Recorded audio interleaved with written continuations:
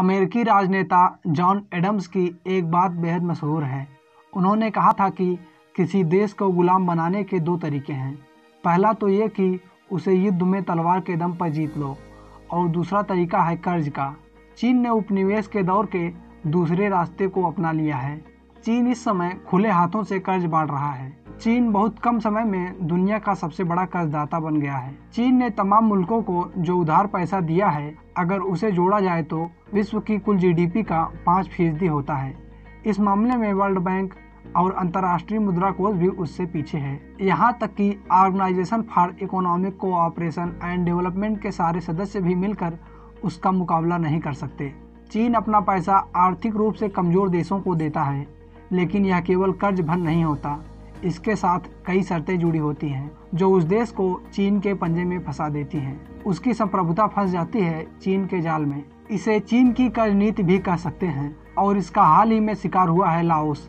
इस दक्षिण पूर्व एशियाई देश ने हाल ही में चीन के साथ 25 वर्षों के एक समझौते पर हस्ताक्षर किए हैं। इसके मुताबिक लाओस की नेशनल पावर ग्रिड पर चीन के मालिकाना हक वाली कंपनियों का नियंत्रण हो गया है। चीन को पता था कि वह लाओस को जो उधार दे रहा है उसकी वापसी बेहद मुश्किल होगी।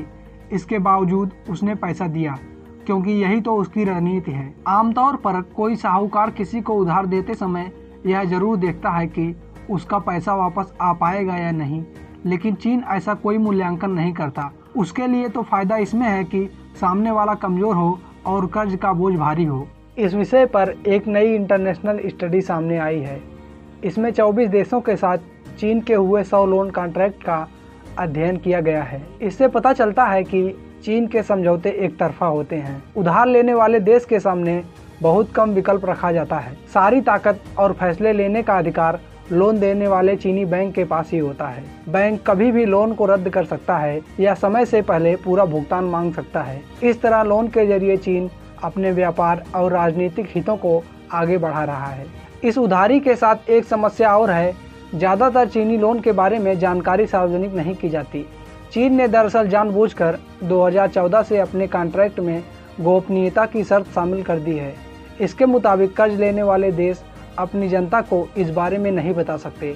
जनता का अधिकार होता है कि सार्वजनिक कर्ज के बारे में जानकारी हो और टैक्स चुकाने वाले लोग उसके बारे में जान सके। इस तरह कोई गड़बड़ी होने पर सरकारों को जिम्मेदार ठहराया जा सकता है। पर चीन की नीति इस सिद्धांत को तोड़ती है। चीन इतनी गोपनीयता इसलिए बरतता है ताकि वह अपनी मनमानी कर सके। स्टडी के अनुसार इतनी शर्तों का मकसद ये है कि अगर लोन लेने वाला देश चीन की नीतियों से असहमत हो तो चीन कर्ज को कैंसिल कर सके या फिर वसूली में तेजी ला सके। चीन जिसे कर्ज देता है उसकी घरेलू और विदेशी नीतियों पर भी नजर रखता है। यही नहीं, उधार लेने वाले देश के सामने यह विकल्प भी नहीं होता कि वह किसी दूसरे देश या संस्था से मदद मांग सके। इंफ्रास्ट्रक्चर फाइनेंस के नाम पर मिलने वाले इस पैसे के लिए ब्याज दर उतनी ही ऊंची होती है जितनी कि प्राइवेट कैपिटल मार्केट में। सामने वाले देश की आर्थिक स्थिति जितनी खराब होगी, इंटरेस्ट रेट उतना ही अधिक होता है। कुल मकसद ये है कि जो एक बार चीन के कर्ज में दब गया वो हमेशा दबा ही रहे। स्टडी में इस बात की जांच नहीं की गई है कि कैसे जब कोई देश उधार नहीं लौटा पाता तो उसे रणनीतिक रूप से महत्वपूर्ण अपनी संपत्तियों को चीन के हवाले करना पड़ता है। लाओस का ही उदाहरण देख लीजिए। यह मुल्क पानी के मामले में बेहद संपन्न है। देश की 1/4 बिजली हाइड्रो पावर से बनती है। नेशनल ग्रिड पर चीनी कब्जे का मतलब है कि इसके जल संसाधन पर भी चीन का असर पड़ेगा। इसी तरह का उदाहरण तजाकिस्तान का है।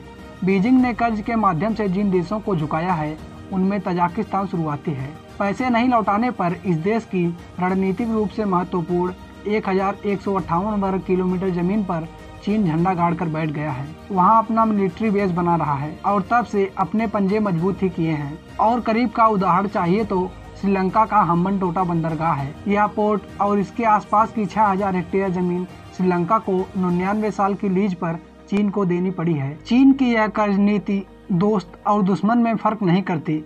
उसका सबसे करीबी सहयोगी पाकिस्तान खुद भुक्तभोगी है। चीनी उधार से दबे पाकिस्तान को अपने इस विशेष दोस्त को कई विशेष अधिकार देने पड़े हैं। उसका महत्वपूर्ण ग्वादर पोर्ट 4 दशक के लिए चीन के पास चला गया है। यहाँ से होने वाली कमाई का 91% हिस्सा भी बीजिंग की जेब में जा रहा है।